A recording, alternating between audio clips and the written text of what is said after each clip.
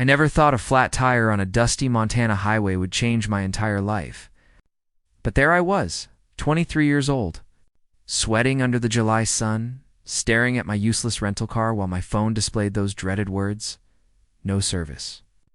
The irony wasn't lost on me, a city boy from Seattle, sent by my architecture firm to document rural barn structures, now stranded in the middle of nowhere with zero survival skills and designer boots that cost more than they were worth. That's when I heard it. The steady click-clop of hooves on asphalt, growing closer. I looked up to see something straight out of a Western film, a rider on a gorgeous paint horse, silhouetted against the endless blue sky. As he approached, I noticed the way he sat in the saddle, confident, natural, like he was born there.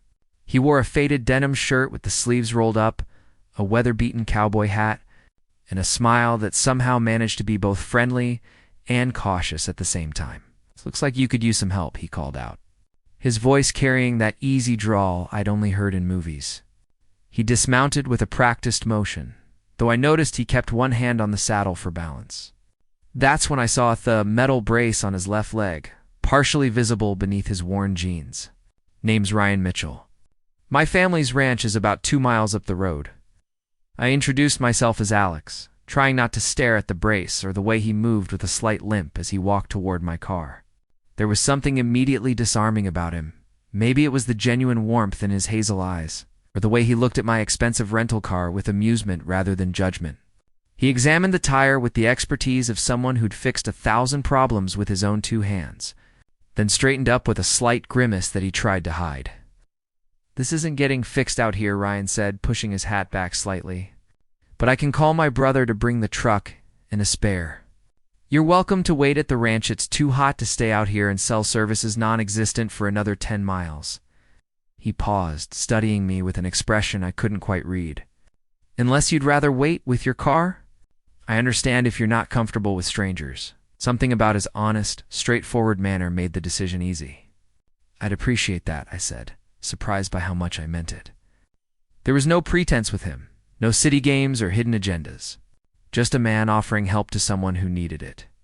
Within minutes, I found myself sitting behind Ryan on his horse, closer than I'd been to anyone in months, my arms loosely around his waist as we headed toward the Mitchell family ranch. The ride was both awkward and oddly intimate. I could feel the warmth of his back through his shirt, smell the combination of leather, hay, and something uniquely him-cedar in summer air. He sat straight, despite what I assumed was discomfort, pointing out landmarks with easy confidence. "That's Eagle Rock," he said, gesturing to a formation in the distance. "And those trees mark the northern boundary of our property. Been in my family for 4 generations now." When we arrived at the ranch, I was struck by its rustic beauty. The main house was a sprawling log structure with a wraparound porch, surrounded by corrals, barns, and endless fields dotted with cattle. Ryan's mother, Sarah, appeared on the porch, a strong-looking woman with kind eyes and her son's same welcoming smile. She insisted I stay for lunch while we waited for the tire situation to be resolved. And before I knew it, I was sitting at their kitchen table, eating the best homemade meal I'd had in years. "We're here to photograph barns?" Ryan asked, leaning back in his chair with genuine interest. "For architecture." There was no mockery in his voice, just curiosity. I explained my project, documenting historic agricultural structures for preservation purposes, and watched his face light up with unexpected enthusiasm. "We've got a barn from 1887 on the property. Original timber frame construction. My great-great-grandfather built it himself." The way his eyes sparkled when he talked about the ranch's history did something strange to my chest. I found myself watching the way his hands moved when he described the building process, the way his smile crinkled the corners of his eyes, the genuine passion in his voice. This wasn't just property to him, it was legacy, family, home. Everything I'd left behind in Seattle suddenly felt hollow in comparison.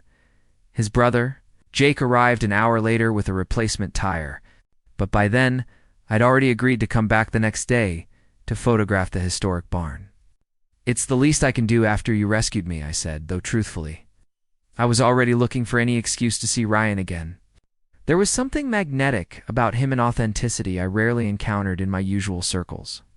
As Jake drove me back to my car, I caught myself thinking about the way Ryan's hand had brushed mine when passing the bread basket, and how that brief contact had sent an unexpected jolt through me. The next morning, I returned to the Mitchell Ranch with my camera equipment and a nervous energy I couldn't quite explain. I'd spent half the night thinking about Ryan, his easy laugh, the way he moved with quiet determination despite his obvious physical challenges, the unexpected depth in his eyes when he talked about the land. I told myself it was just professional interest, that I was simply appreciating a good subject for my work, but I knew I was lying to myself. Ryan was waiting by the barn, and my breath actually caught when I saw him. He'd cleaned up fresh shirt, hair still slightly damp from a shower, and there was something almost shy in the way he smiled at me. "Wasn't sure you'd really come back," he admitted, leading me toward the massive timber structure. "City folks usually can't wait to get back to civilization." I followed him into the barn, and for the next hour, I photographed every detail while Ryan provided historical context. But I found myself getting distracted by the way sunlight filtered through the wooden slats and illuminated his face, the way he unconsciously touched the old beams with reverence, the sound of his voice in the quiet space. At some point, our roles reversed. I was no longer photographing the building, but photographing him in it, capturing the connection between man and history. "You keep pointing that camera at me instead of the architecture," Ryan said with a knowing smile, catching me in the act.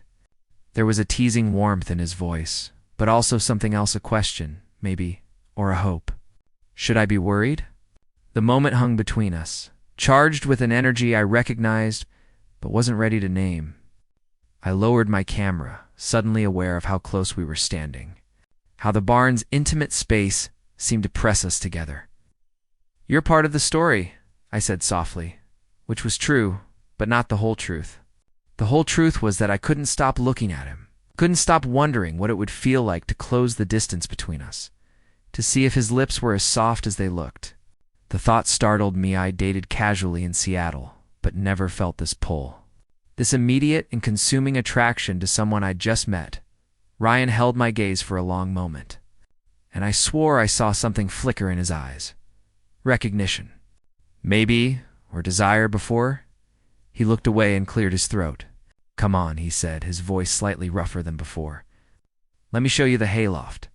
The view from up there is something else." He headed toward the ladder, and I noticed how he carefully planned each movement, using his upper body strength to compensate for his weakened left leg. Out. But he shot me a look that stopped me mid-sentence. It wasn't angry exactly, but it was firm. A clear boundary being set. "I've been climbing this ladder since I was 6 years old," Ryan said, not unkindly. "The accident didn't change everything about me." He began his ascent with practiced efficiency, and I followed, chastised but also impressed by his fierce independence. The hayloft was indeed stunning. Golden lights streaming through gaps in the wood, dust motes dancing in the air, the scent of dried grass and ajolled timber. But more than that, it felt like a secret place, removed from the world below. Ryan settled onto a hay bale with visible relief, and I sat across from him, my camera momentarily forgotten. "How long ago?" I asked quietly, nodding toward his leg. "The accident?" He was silent for so long I thought he might not answer. Then, 5 years. "Bull riding competition," said it matter-of-factly, but I caught the shadow that crossed his face. "Crushed my left leg, damaged the nerves.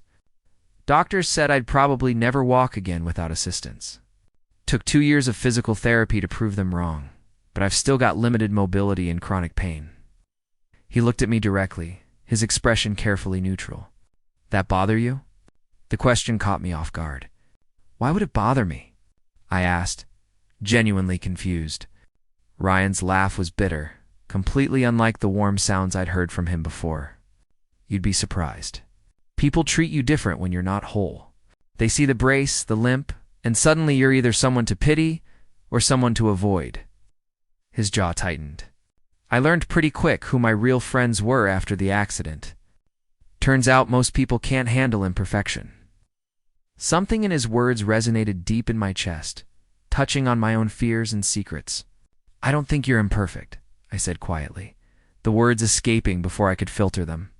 "I think you're remarkable." Admission hung in the air between us, more revealing than I'd intended.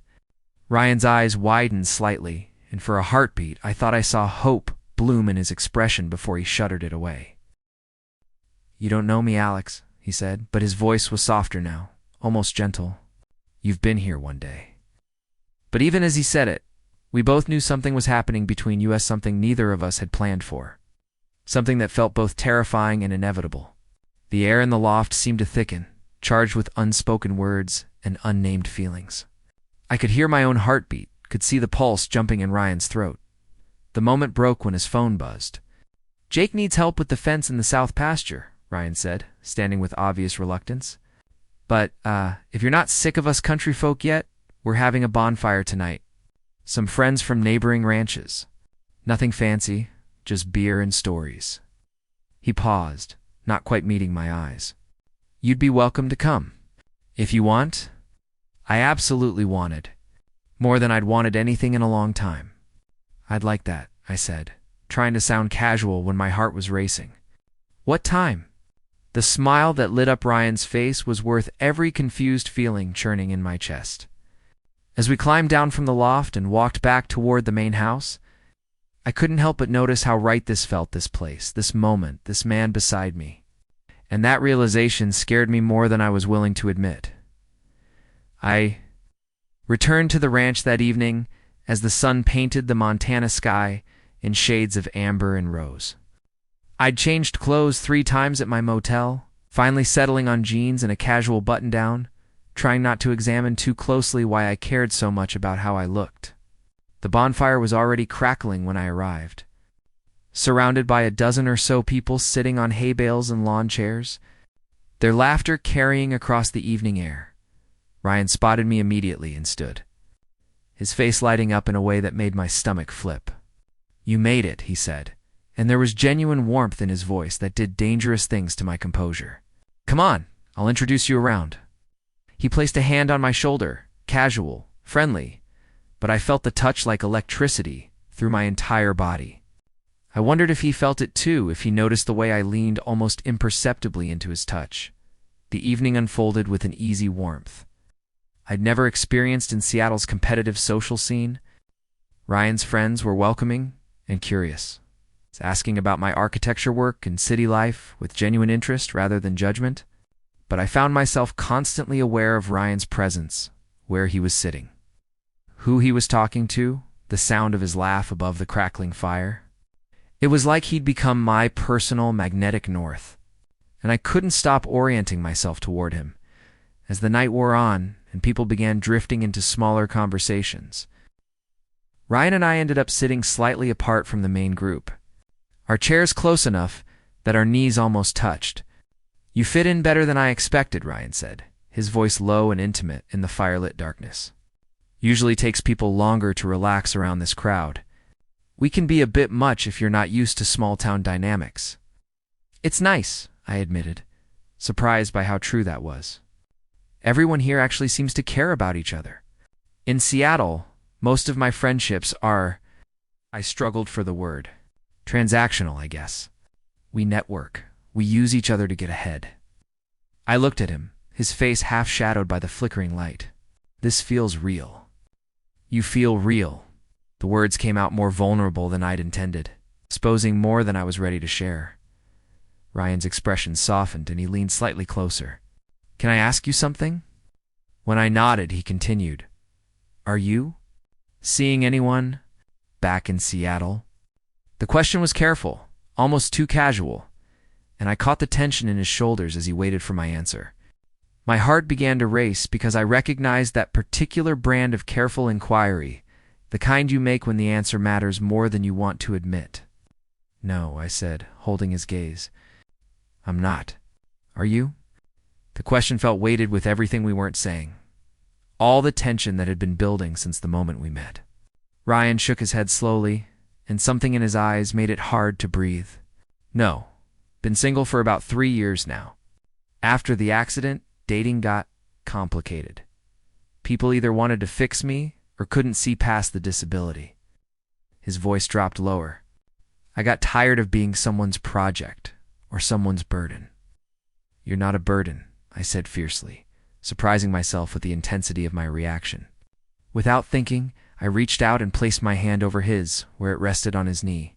The contact sent warmth racing up my arm, and I saw Ryan's eyes widen, his breath catch.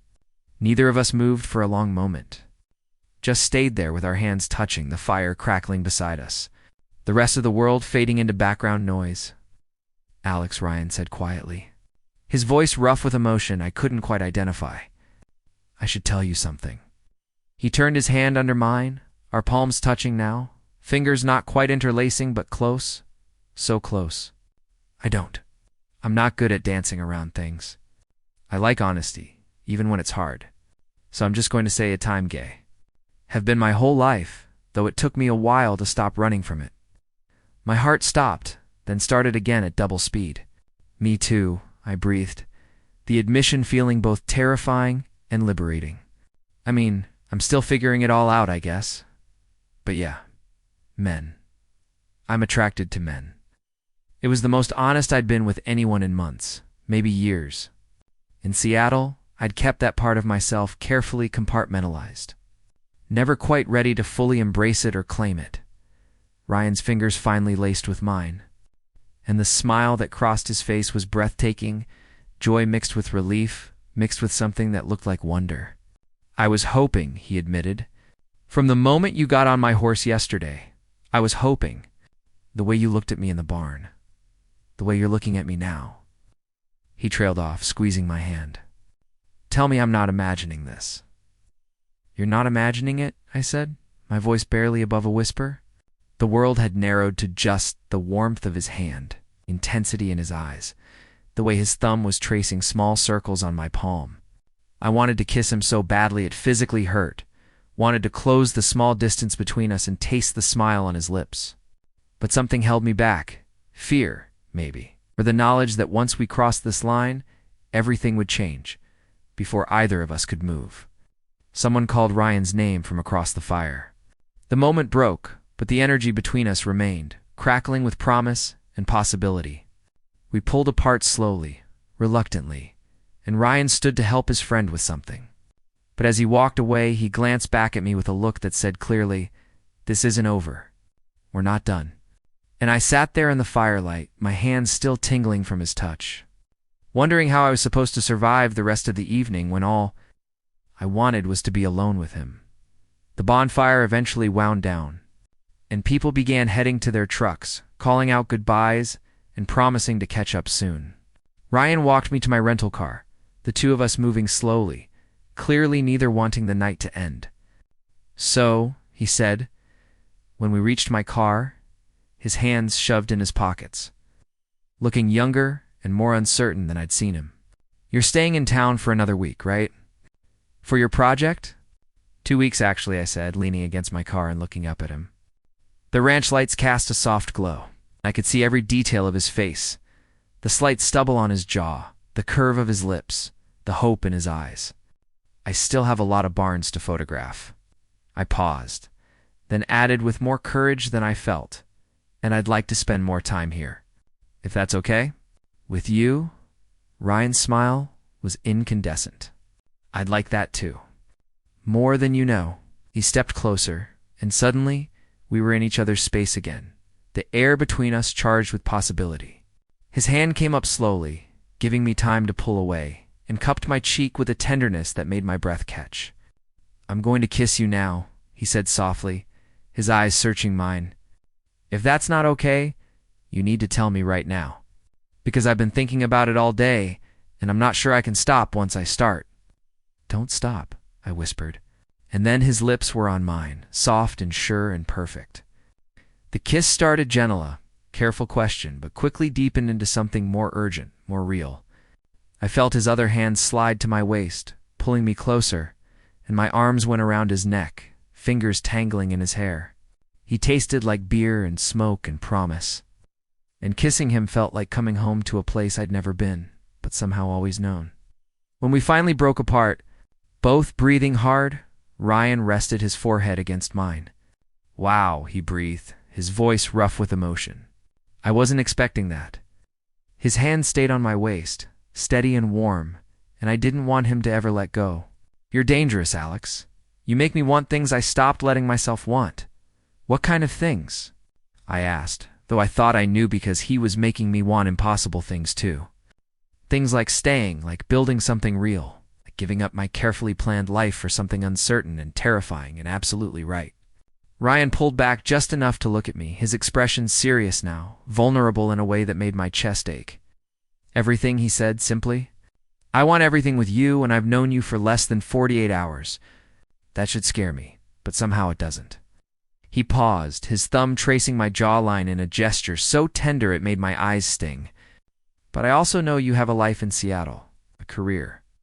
This is probably just a summer thing for you, and I need to remember that before I fall too hard. The words hit me like cold water because he was right. Did have a life waiting for me in Seattle. An apartment, a job, friends, commitments. But standing there in Ryan's arms, none of that felt as real as this moment, as this connection. I don't know what this is, I admitted honestly, but I don't think it's just a summer thing. Not for me. This feels... I struggled for words adequate to describe the enormity of what I was feeling. Important. Like something I can't walk away from, even if I wanted to. Ryan kissed me again, softer this time, sweet and searching. When he pulled back, was hope in his eyes, but also caution, the wariness of someone who'd been hurt before and wasn't eager to repeat the experience. Stay tomorrow, he said. Spend the day with me. I want to show you something. He smiled, that devastating smile that made my knees weak. And I want to do a lot more of this if you're willing. I'm willing, I said, and kissed him again because I could, because he was mine to kiss, at least for now. We stood there for another 10 minutes, stealing kisses and murmured conversations.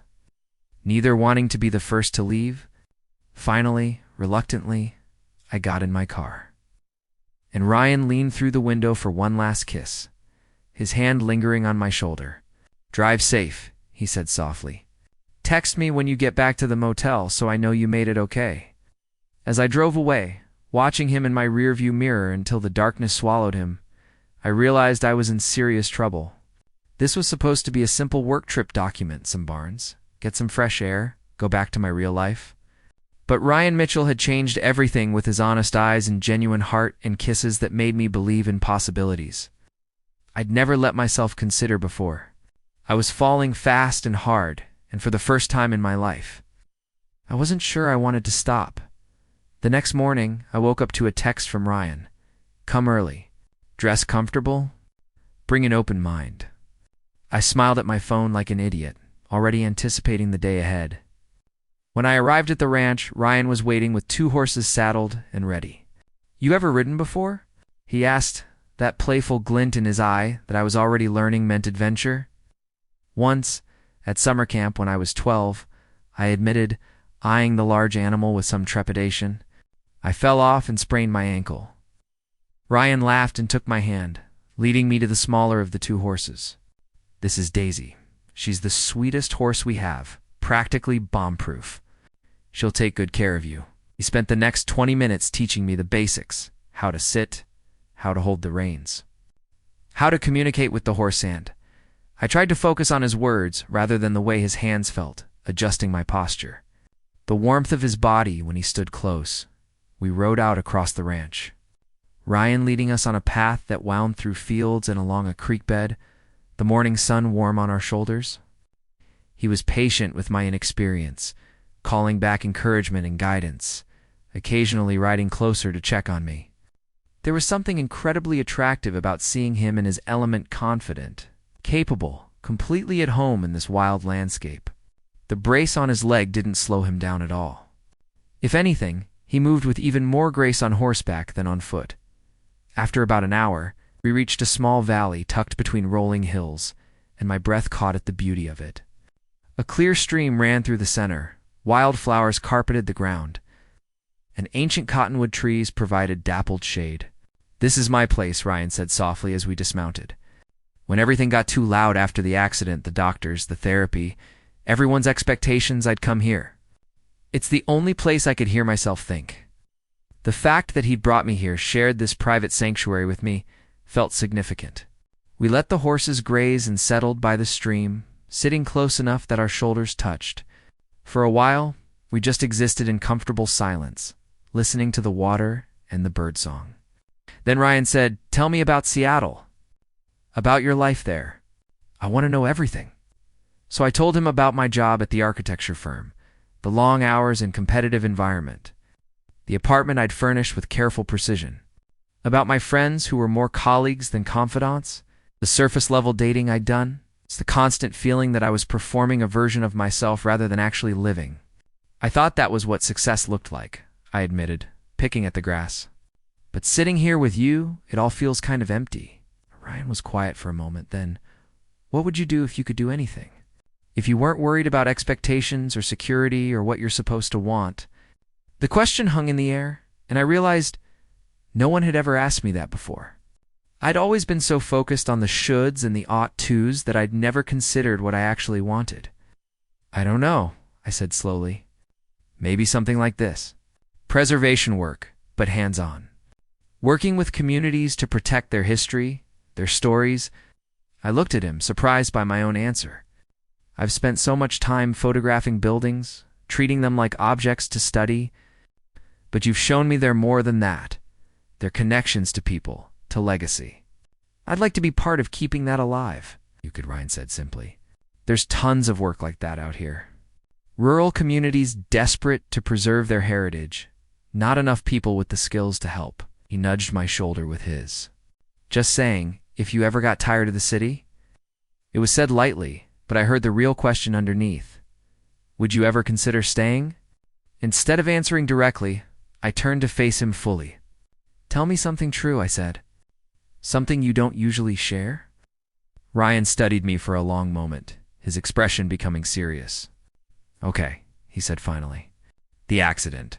It didn't just take my leg function. It took my whole identity. I was a bull rider. That's who I was. All my plans, my dreams, my sense of self, they all revolved around rodeo. When that got taken away, I didn't know who I was anymore." He paused, his jaw working as he gathered his thoughts. "And the worst part? Everyone expected me to just be grateful I survived. Like being alive was enough. Like I should just accept my limitations and move on. But I was angry angry for years. Angry at the bull, at my body, for betraying me, at everyone who looked at me with pity." His voice cracked slightly. "I'm still angry sometimes. Still grieving who I could have been." I reached out and took his hand, lacing our fingers together. "I'm sorry you went through that. That you're still going through it." I squeezed his hand. "But for what it's worth, I think who you are now is pretty amazing. The way you've built a life here, the way you move through the world with such strength that's not settling. That's courage." Ryan's eyes were suspiciously bright when he looked at me. "How do you do that?" he asked roughly. "See me like that? Everyone else sees the disability first, the limitations. But you look at me like I'm just a man, a whole person." He lifted our joined hands, pressing a kiss to my knuckles. "Do you know how rare that is? How good that feels." "You were just a man," I said softly. "An incredibly attractive, fascinating, wonderful man who I can't stop thinking about." I moved closer, our faces inches apart. "And I really want to kiss you again, if that's okay." Ryan answered by closing the distance between us, his lips capturing mine in a kiss that was somehow both tender and desperate. His hand cupped the back of my head, fingers tangling in my hair, and I felt the full weight of his longing, his hope, his carefully guarded heart starting to open. We spent the rest of the morning there by the stream, talking and kissing and existing in our own private world. Ryan told me stories about growing up on the ranch, about his family's history and the weight of legacy. I told him about my fears of never being good enough, of always performing rather than truly living. We mapped each other's scars, both visible and hidden with words and gentle touches, building something fragile and precious between us. "I need to tell you something," Ryan said eventually, his expression turning more serious. "I need you to understand what you're getting into with me." He gestured to his leg. "This isn't going away. Some days are better than others, but there are days when the pain is so bad I can barely walk. Days when I need help with basic things. It's not romantic or convenient, and it doesn't get better. It just is. He looked away, his jaw tight. And I need you to promise me something. If you're going to do this, whatever this is with me, you can't do it out of pity. I won't be someone's charity case or redemption project. If you stay, it has to be because you actually want me. Not because you feel sorry for me. The vulnerability in his voice made my chest ache. The evidence of old wounds barely healed. I took his face in my hands, making him look at me. Ryan, listen to me. What I feel for you has nothing to do with pity. I'm here because when I'm with you, I feel more alive than I have in years. Because you make me laugh and think and want things I was too scared to want before. I kissed him softly. Yes, you have challenges. So does everyone. That doesn't define you, and it sure as hell doesn't change how I feel about you. The relief in his expression was heartbreaking. I needed to hear that, he said quietly. I needed to know.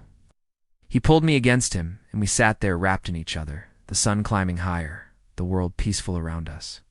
I felt his heart beat against my chest, steady and strong, and thought about how perfect this moment was, how right it felt to be here, like every decision I'd made in my life had been leading me to this valley, this man, this possibility, but reality intruded when my phone buzzed with an email from my boss, reminding me about the project deadline and asking when I'd be back in Seattle.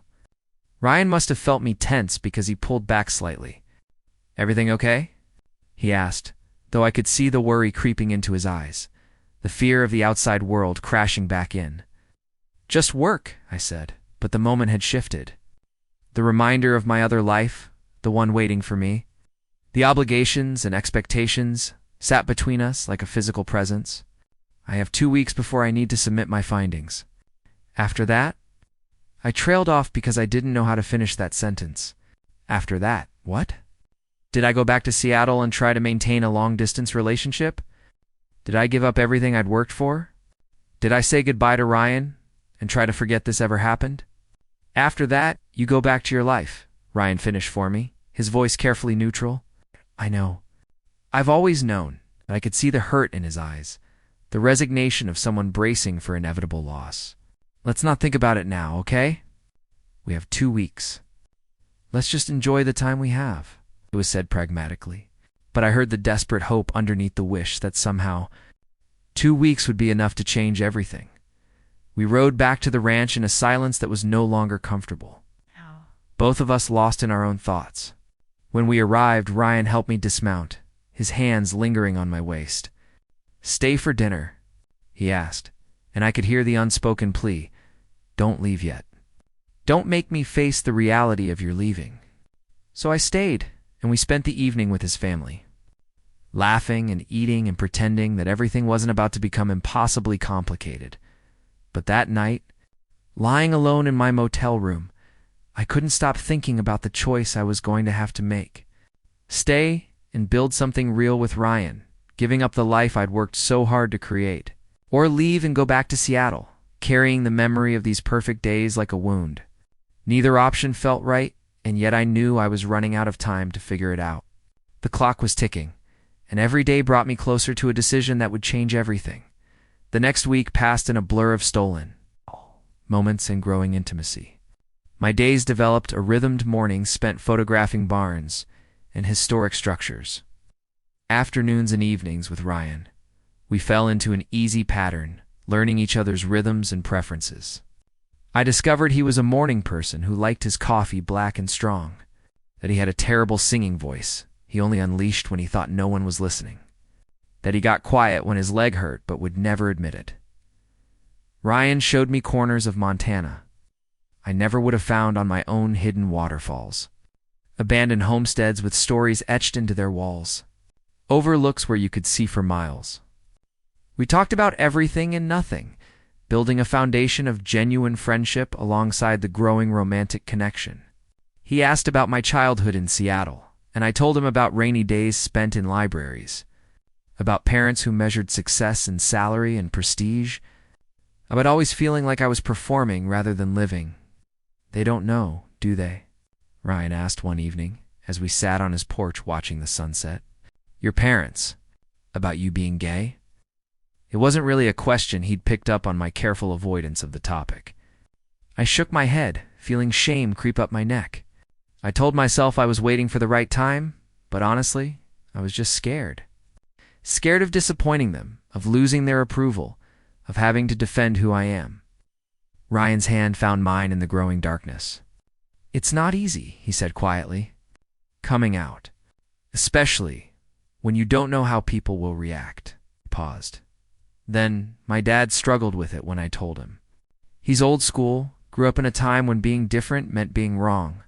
It took him a couple years to really come around to understand that I was still me, just more honest about who I was. "Does it get easier?" I asked, my voice small. "Being open about it?" Ryan considered this, his thumb tracing circles on my palm. "Yes and no. You stop carrying the weight of the secret, which is huge, but you also open yourself up to judgment, to people who won't accept you. It's a trade-off." He looked at me, his expression gentle. "But I'll tell you what I learned. Living authentically, even when it's hard, beats hiding any day. You can't build real connections when you're constantly censoring yourself." His words stirred something in me, a restlessness I'd been feeling for months, but couldn't name. "I feel like I've been playing it safe my whole life," I admitted. "Taking the expected path, making the responsible choices, never rocking the boat. And where has it gotten me? I'm successful on paper, but I'm not happy. I don't even know if I know how to be happy anymore." "You seem pretty happy right now," Ryan observed with a slight smile, squeezing my hand. "Just saying." I laughed because he was right sitting here with him. I felt a contentment I'd never experienced in Seattle's endless hustle. "That's because of you," I said, then immediately felt vulnerable for admitting it so plainly. But Ryan's expression softened, and he leaned in to kiss me, soft and sweet and full of unspoken promises. We were interrupted by Jake calling out that dinner was ready. And we broke apart reluctantly. These stolen moments were never enough. Every kiss ended too soon. Every conversation had to be paused for ranch obligations or my work commitments. I found myself resenting anything that took me away from Ryan, which should have been a warning sign about how deep I was getting. But I ignored the warning, too caught up in the joy of discovery to worry about consequences. That night, after dinner, Ryan and I took a walk under the stars more visible here than I'd ever seen them. The Milky Way, a bright river across the sky. "I could never live somewhere without stars," Ryan said, tilting his head back. In the hospital after the accident, I couldn't see the sky from my room. It was one of the hardest parts, feeling disconnected from the land, from home. Made me realize how much I need this place. His words settled over me with a weight I didn't want to examine. He was rooted here in a way I'd never been rooted anywhere. This ranch, this land, it was part of his identity, his healing, his future. Could I really ask him to leave it? But more importantly, could I stay? The questions circled in my mind, unanswered and increasingly urgent as my deadline approached. "What are you thinking about?" Ryan asked, catching the expression on my face. You got quiet suddenly. I considered lying, keeping things light, but his earlier words about authenticity stopped me. "I'm thinking about time," I admitted. "About how fast it's going, how little we have left." I looked at him, my chest tight. "I don't want to leave, Ryan. The thought of going back to Seattle, of leaving you, it makes me feel physically sick." Ryan stopped walking and turned to face me fully, his expression serious in the starlight. "So don't leave," he said simply. "Stay. We'll figure out the rest." The offer hung between us, beautiful and terrifying. "It's not that simple," I protested. "I have a job, an apartment, commitments. I can't just abandon everything. Why not?" Ryan challenged, stepping closer. "Who says you can't? What's really keeping you there, Alex? A job you don't love? An apartment you could replicate anywhere? Friends you admit are more professional contacts than genuine connections." His hands came up to frame my face, his touch gentle despite the intensity of his words. "I'm not asking you to decide right now. I'm just asking you to consider that maybe the life you've been living isn't the only option." His words struck at the core of every doubt I'd been harboring. "I'm scared," I whispered, the admission feeling like surrender. "Of making the wrong choice, of disappointing people, of being irresponsible." Ryan's thumbs stroked my cheekbones, his touch infinitely tender. I know, change is terrifying. But you know what's more terrifying? Spending your whole life playing it safe and waking up at 60 realizing you never really lived. He kissed me then, deep and passionate, pouring everything he couldn't say into the contact. I kissed him back desperately, my hands fisting in his shirt, trying to memorize every sensation, the taste of him, the warmth of his body, the way he held me like I was precious. When we finally broke apart, both breathing hard, Ryan rested his forehead against mine. "I'm falling for you," he said roughly. "Already fallen, probably. And I know that's crazy after just a week, but it's true. You make me want to believe in possibilities again."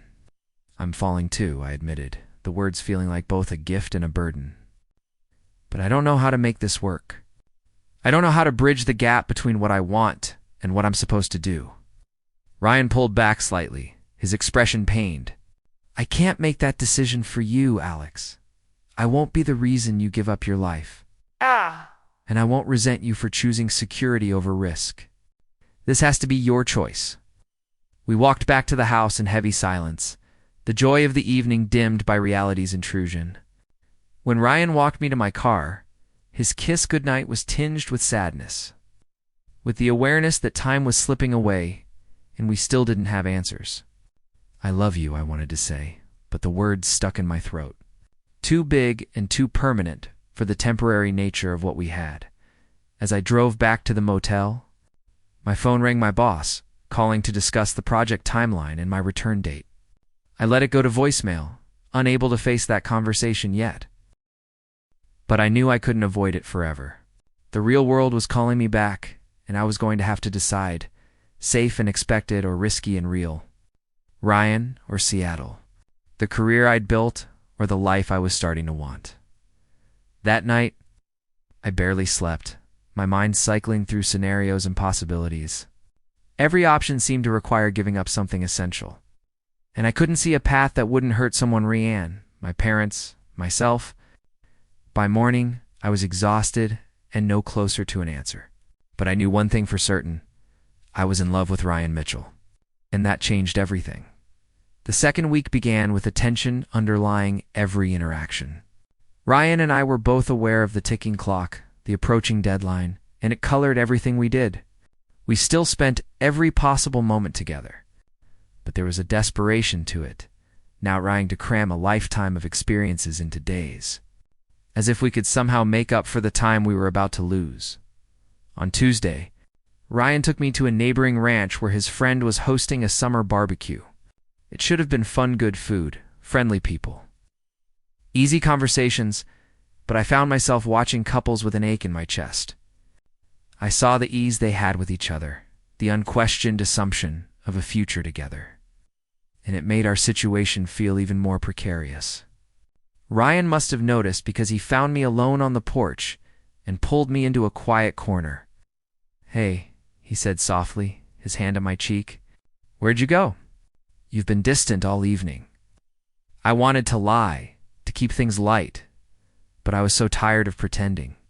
"I was just thinking about how unfair this is," I admitted. "We found something real, something most people search their whole lives for, and we're going to lose it because of timing and geography and practicality." Ryan's expression crumpled slightly before he composed himself. "We don't have to lose it," he said, but his voice lacked conviction. "Long distance is a thing. People make it work." We both knew the reality. I'd be in Seattle building my career. He'd be here running the ranch, and the distance wasn't just geographical. Our lives were on fundamentally different trajectories.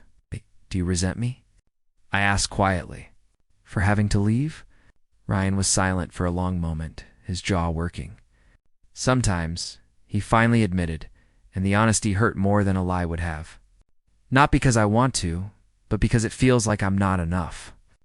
Like if I was enough, if this was enough, you'd find a way to stay." His voice cracked slightly. And I know that's not fair, that it's more complicated than that, but it doesn't stop me from feeling it. His words broke something open in my chest. "Ryan, it's not about you not being enough. You're everything more than I ever thought I could have." I gripped his hands desperately. "But I'm terrified. Terrified of throwing away years of work, of disappointing my parents, of making a choice based on a 2-week relationship that might not survive reality. What if I stay and we don't work out? What if I give up everything and then realize I made a mistake? And what if you leave and spend the rest of your life wondering what could have been? Ryan countered, his eyes bright with unshed tears. What if safe and expected means slowly dying inside, till you wake up one day and realize you can't remember the last time you felt truly alive? He pulled his hands from mine, running them through his hair in frustration. I can't make this decision for you, Alex, but I need you to understand what you're walking away from if you leave. You're not just leaving a summer fling, you're leaving someone who loves you completely and honestly. The words hung between us, heavy with significance. It was the first time either of us had said it directly, without qualification or hesitation. You love me? I whispered, my heart racing. Ryan laughed bitterly. Of course I love you. How could I not? You walked into my life and reminded me what it feels like to be seen, to be wanted for exactly who I am. You make me believe in possibilities I'd stopped letting myself imagine. I love you too, I said, the words finally breaking free. I love you so much it terrifies me. I've never felt like this about anyone, never wanted anything as much as I want a life with you. I took his face in my hands, my own tears starting to fall, but I don't know how to choose. I don't know how to be brave enough to leap without knowing where I'll land.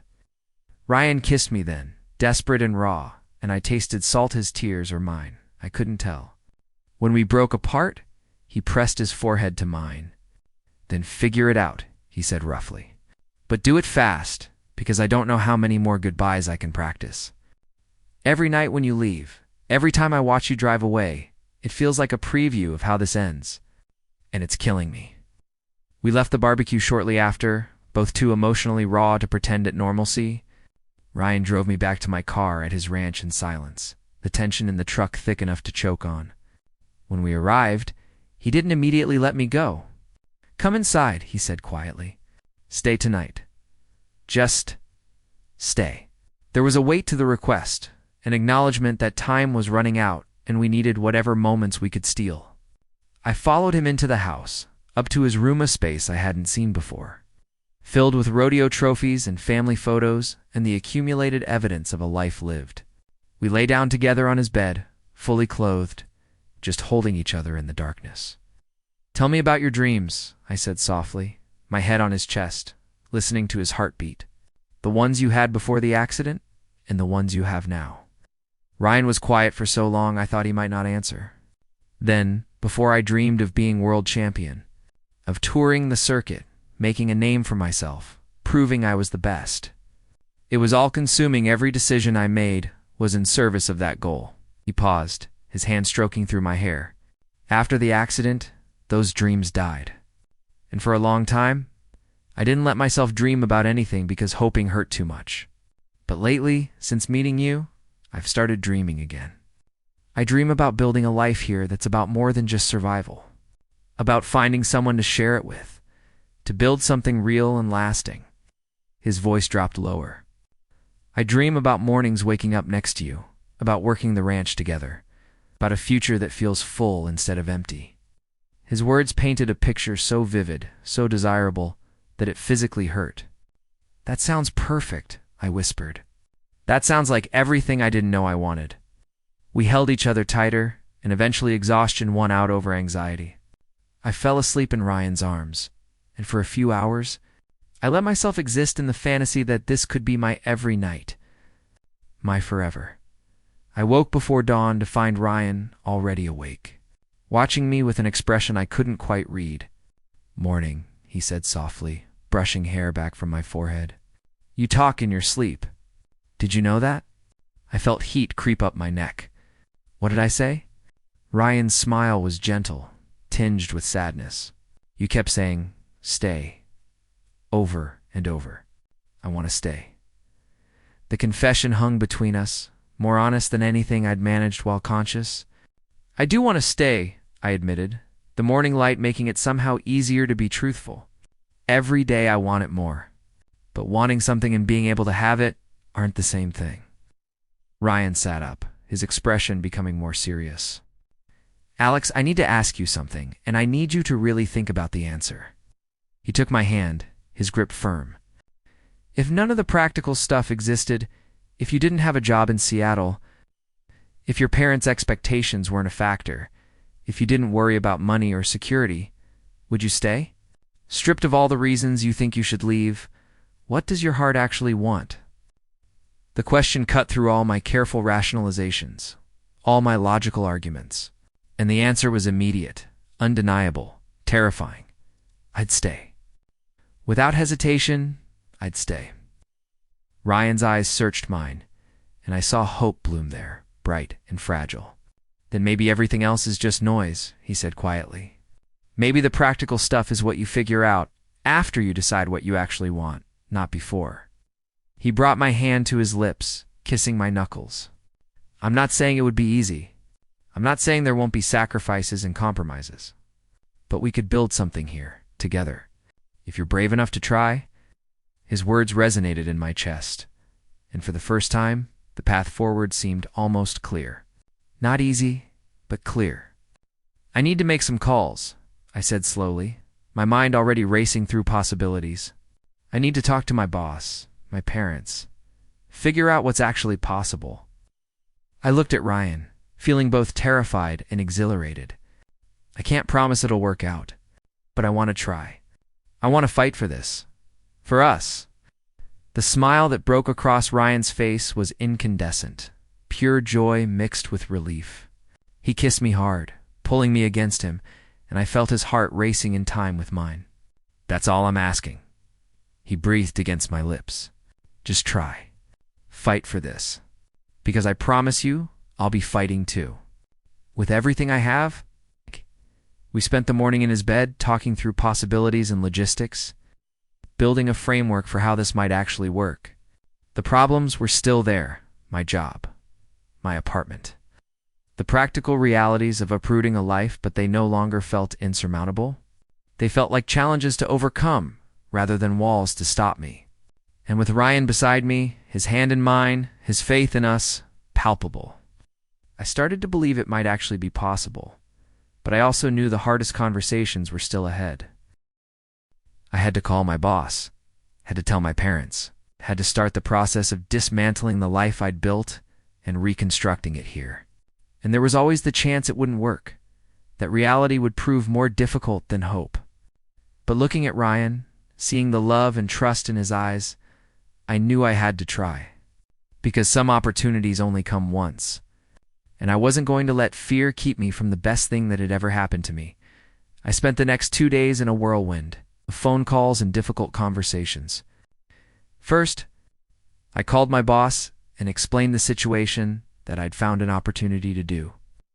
Rural preservation work in Montana, and wanted to explore the possibility of transitioning to remote work or, if necessary, resigning. The conversation was tense. But ultimately, my boss admitted they'd been considering opening a rural outreach division, and I might be able to head that up from Montana. It wasn't a guarantee, but it was possibility where I'd expected only roadblocks. The call with my parents was harder. My mother's disappointment was palpable through the phone line when I explained I was considering not returning to Seattle. You're throwing away your career for what, Alex? A whim? Some romantic notion of country living? She didn't understand. Couldn't see past her own definitions of success and stability. But then my father surprised me. Are you happy there, son? He asked quietly, cutting through my mother's objections. Because you haven't sounded truly happy in years. His question stopped me cold. Was I happy? I thought about mornings with Ryan, about the work I'd been doing documenting the area's architectural heritage, about the community that had welcomed me with open arms.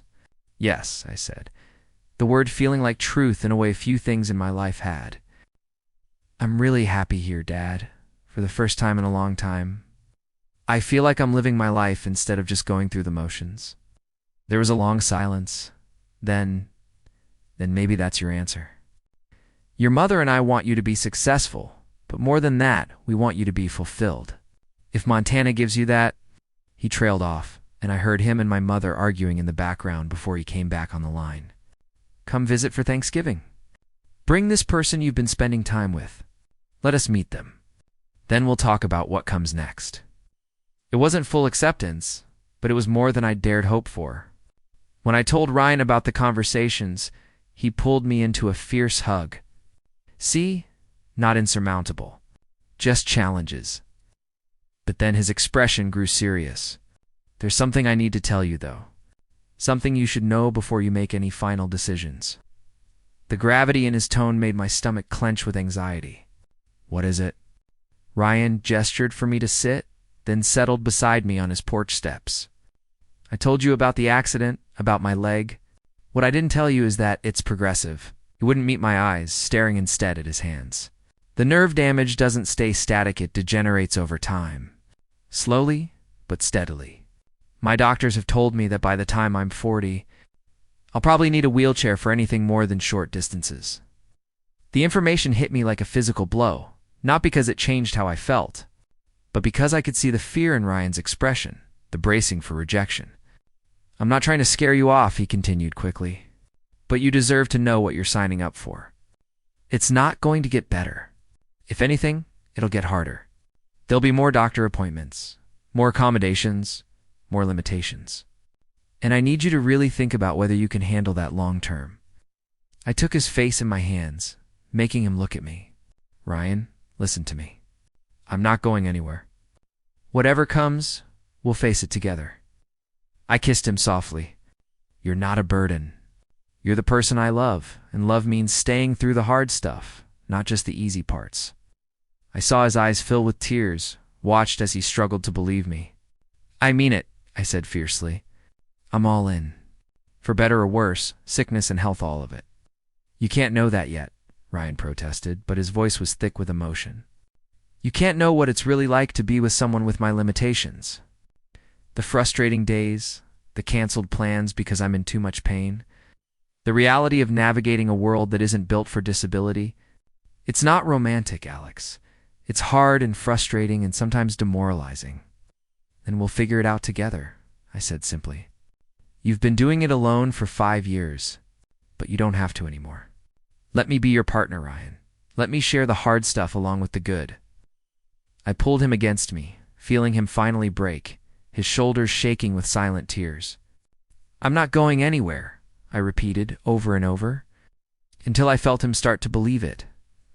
We sat there for a long time, holding each other, facing the reality of what we were choosing. It wasn't a fairy tale. There would be challenges, compromises, difficult days, but there would also be mornings waking up together, shared dreams and goals, a partnership built on honesty and genuine love. And somehow, that felt more valuable than any safe, predictable path I could have chosen. I talked to Jake, Ryan said eventually, his voice still rough from tears. About maybe buying out my share of the ranch eventually, or at least taking on more of the physical labor as I become less able. He pulled back to look at me. I'm trying to be practical, to plan for the future. If you're really going to stay, I want to build something sustainable. Something that doesn't require me to pretend I'm more capable than I am. The fact that he was planning for a future that included me made my heart swell. What would you want to do? I asked. If the physical ranch work becomes too difficult? Ryan's expression brightened slightly. I've been thinking about that. There's a real need for agricultural education around her teaching sustainable practices. Preserving traditional methods, connecting young people to the land.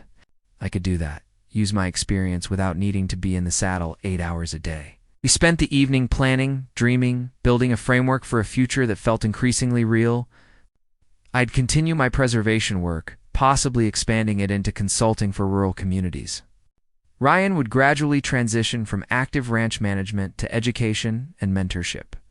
We'd build a life that was flexible enough to accommodate changing needs, but rooted in the things that mattered to both of us: community, legacy, connection to the land. That night, as I prepared to head back to the motel, Ryan stopped me at my car. Move in with me, he said abruptly. You've got a week left before your original project deadline. And you're spending half your time here anyway. Stay.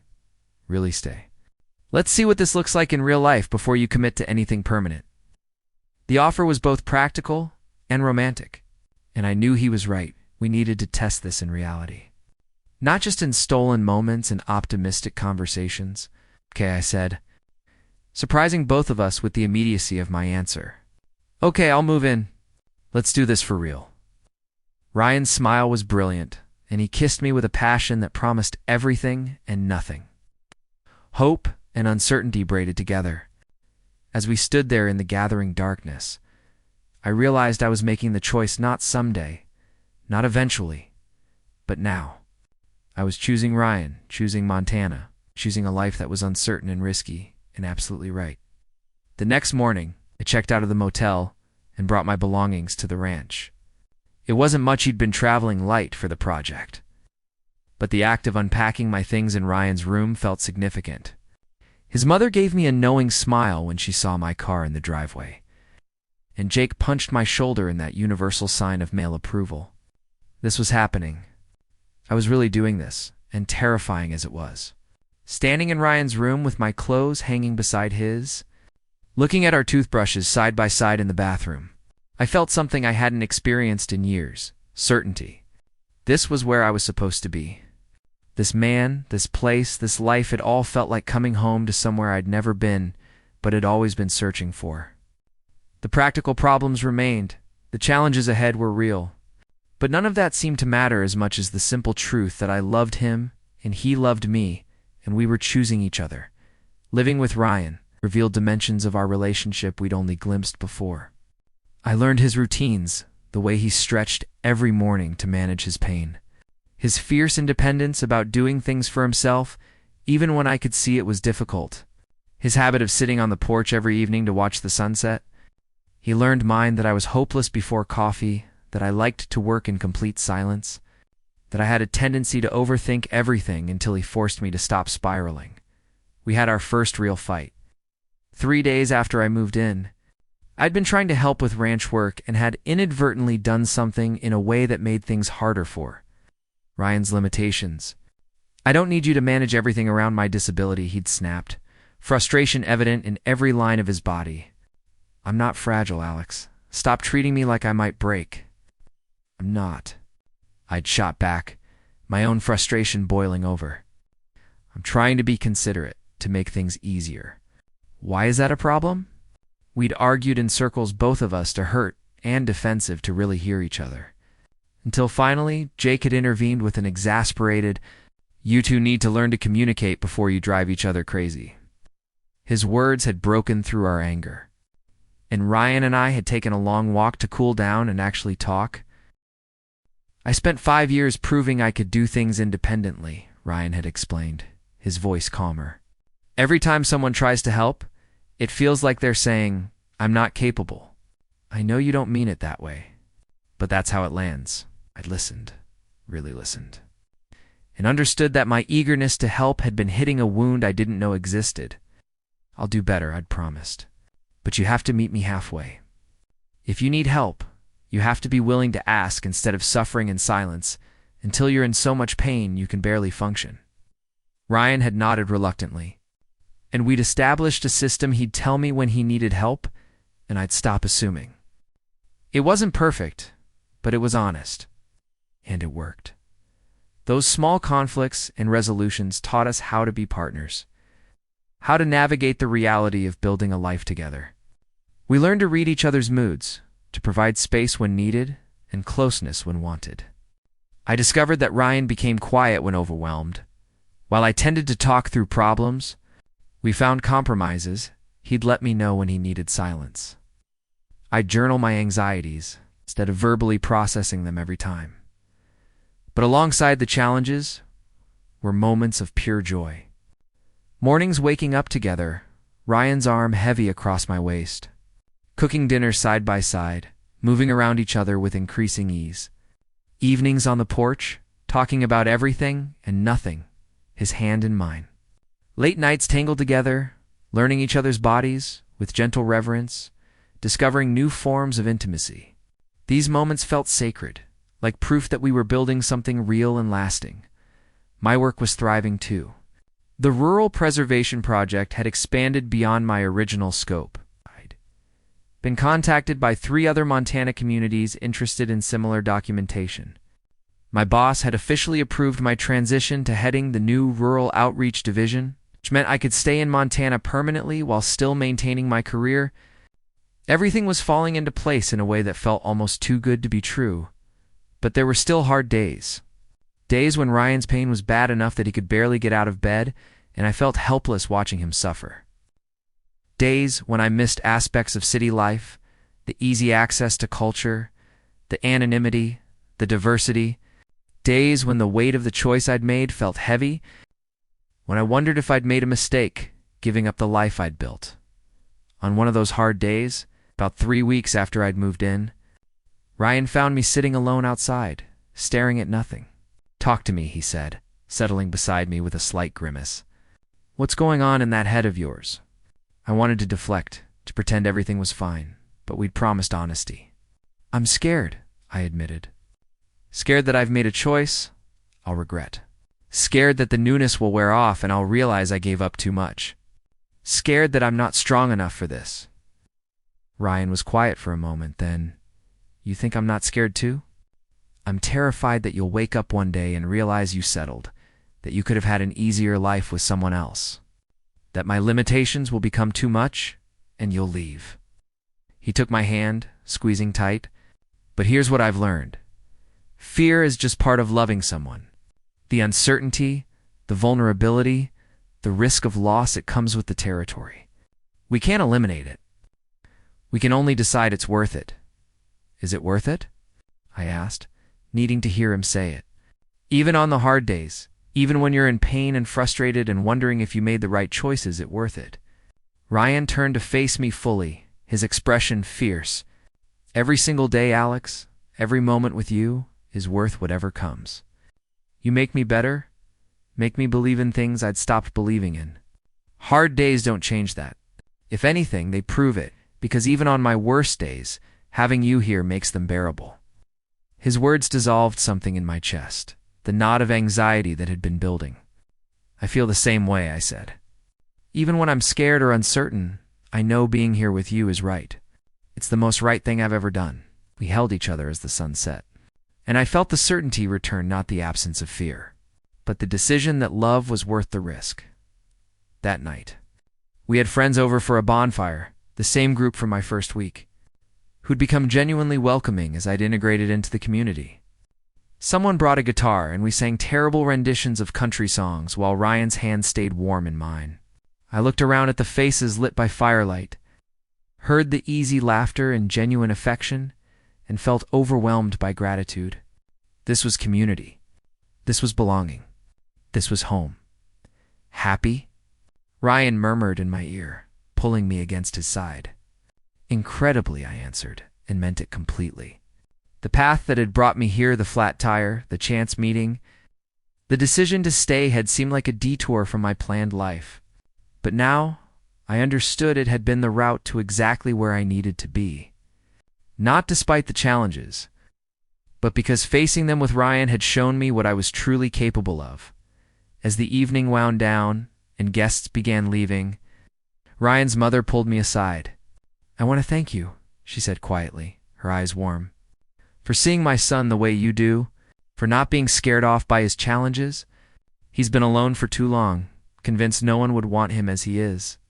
You've given him back his hope." Her words made my eyes sting with unexpected tears. "He's given me hope too," I said honestly. "I didn't know life could feel this full, this real." That night, lying in bed with Ryan's heartbeat steady under my ear, I thought about the person I'd been when I arrived in Montana, anxious, performative, disconnected from any real sense of purpose or joy. That person felt like a stranger now. In his place was someone braver, more honest, more alive. Ryan had done that, had shown me that the most terrifying choices often led to the most beautiful destinations. "I love you," I whispered into the darkness, feeling the truth of it in every cell of my body. "I love you so much it scares me sometimes." Ryan's arms tightened around me, and I felt him press a kiss to the top of my head. "I love you too," he murmured. "Forever if you'll have me." And in that moment, forever didn't feel daunting. It felt like promise, like possibility. Like home. 3 months later, the Montana autumn had painted the landscape in shades of gold and crimson. and I stood on Ryan's porch, our porch now, watching the sun rise over the mountains. 3 months had passed since I'd officially made Montana my home, and every day had reinforced that I'd made the right choice.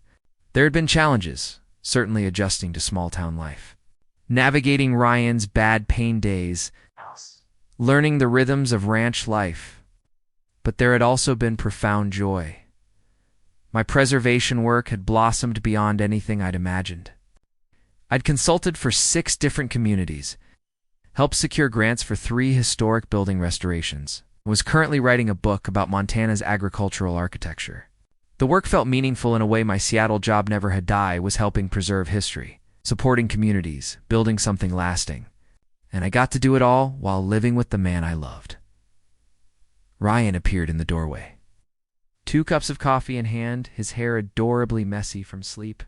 "Morning," he said, handing me a cup and settling beside me with that familiar slight wince that told me it was a moderate pain day. Without discussing it, I angled my body so he could lean against me, taking some of the weight off his leg. We developed these unspoken accommodations, small ways of supporting each other that felt natural now. "Big day today," I said, and felt Ryan tense slightly. Today was Thanksgiving, and my parents were arriving this afternoon, their first visit since I'd moved to Montana. Despite my father's earlier support, I knew my mother was still struggling with my decision to leave Seattle. This visit felt like a test, a chance for them to see what I'd built here and hopefully understand why I'd chosen it. "It'll be fine," Ryan said, though I could hear the uncertainty in his voice. "They'll see how happy you are, how good this life is for you." But I knew he was worried they'd blame him for derailing my career. Worried they'd see his disability as a limitation rather than just a part of him. Worried they'd try to convince me to return to Seattle. "They're going to love you," I said firmly. How could they not? The day passed in a flurry of preparation. Ryan's mother, bless her, had taken charge of the Thanksgiving meal, giving me one less thing to stress about. Jake had cleaned the guest room and threatened me with bodily harm if I didn't stop pacing nervously. "Your parents are going to be fine," he said, exasperated. "And if they're not, that's their problem, not yours. You're an adult, making adult choices. They'll adjust or they won't. But either way, you're staying, right?" "Right," I said, feeling the truth of it settle in my chest. Whatever my parents' reaction, I wasn't leaving. This was home now. Ryan was my future, and I'd made my choice. When their rental car finally pulled up the drive, I felt Ryan's hand slip into mine, anchoring me. Together, we walked out to meet them. My mother emerged first, her expression carefully neutral as she took in the ranch, the mountains, the rustic beauty of everything. My father followed, and I saw his face soften immediately. He'd always loved wide-open spaces, even if he'd spent his life in the city. "Mom, Dad," I said, my voice steadier than I felt. "This is Ryan Mitchell. Ryan, these are my parents, Catherine and David." Ryan stepped forward, extending his hand with genuine warmth despite his obvious nerves. "Mr. and Mrs. Chen, it's wonderful to finally meet you. Alex has told me so much about you." My mother's handshake was perfunctory, her eyes cataloging everything the ranch. Ryan's brace, the obvious affection between us. But my father surprised me by pulling Ryan into a brief hug. "Thank you," he said quietly. "For making my son happy." I can see it in his face. The afternoon unfolded with careful politeness. We gave them a tour of the ranch, and I watched my mother's expression soften slightly when she saw the historic barn I'd been preserving. The photography documenting the work, the genuine importance of what I was doing. Over dinner, a massive spread that Ryan's mother had orchestrated the conversation gradually became more natural. My father asked thoughtful questions about ranch management and rural economics, while my mother interrogated me about my career plans and financial stability. "I'm making more money now than I did in Seattle," I explained patiently. "The cost of living is lower, and the consulting work pays well. Plus, I'm building something sustainable expertise in a niche field, a book deal, connections throughout the region. This isn't a step backward, Mom. It's a step forward, just in a different direction than you expected." My mother studied me for a long moment. then glanced at Ryan, who was deep in conversation with my father about water rights and land management. "You really love him," she said quietly. It wasn't quite a question. "I do," I confirmed. "More than I knew I could love anyone?" "And before you say it, yes, it's real." "Yes, I'm sure. And yes, it's worth whatever sacrifices I made to be here." Something in her expression cracked, revealing the worry underneath. "I just want you to be happy, Alex, and safe, and secure." Her voice dropped lower. "When you called and said you were staying, I was so angry. I thought you were throwing your life away on a whim. But seeing you now," she trailed off, her eyes suspiciously bright. "You're different. More settled. More yourself than I've ever seen you." "It's because of Ryan," I said simply. "In this place, this life, I was performing before Mom, trying to be who I thought I was supposed to be. Here, I'm just me. Completely honestly me." I reached across the table to take Ryan's hand, and he looked over with a smile that made my mother's eyes widen with understanding. "I know it's not what you imagined for me, but it's what I need." The rest of the visit passed more easily.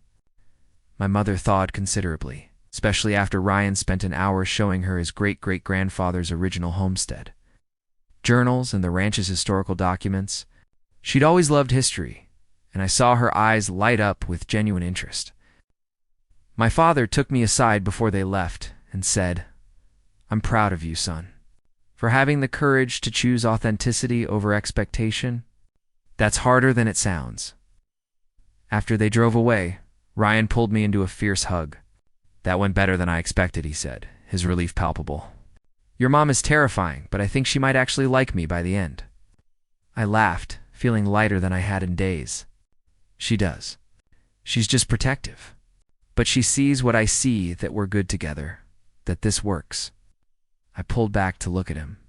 "Thank you for being patient with them, for understanding how important their acceptance is to me." "Your family is part of you," Ryan said simply. "I want them to love you the way you deserve. And if that means enduring uncomfortable dinners and proving myself, then that's what I'll do." He kissed me softly. "Besides, I'm pretty confident in us now. 3 months in, and we've survived fights, bad pain days, family visits, and your questionable cooking. If we can handle all that, we can handle anything."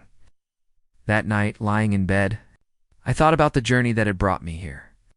From a stranded city boy with a flat tire to someone who could confidently call Montana home. It hadn't been easy, and I knew challenges lay ahead. Ryan's condition would continue to progress, requiring adaptations and accommodations. My career would have ups and downs.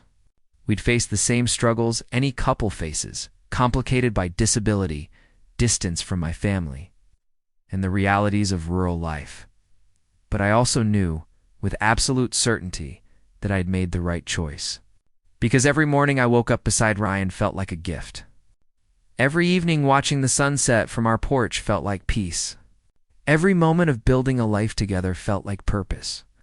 This wasn't the life I'd planned, but it was infinitely better than anything I could have imagined. "What are you thinking about?" Ryan murmured sleepily, pulling me closer. "Just how lucky I am," I said honestly, "that my tire went flat on that specific stretch of highway, that you rode by at exactly the right moment, that we were both brave enough to take this chance." Ryan's hand found mine under the blankets, our fingers interlacing. "Not luck," he said. "Fate. We were always supposed to find each other. It just took a flat tire and some Montana magic to make it happen."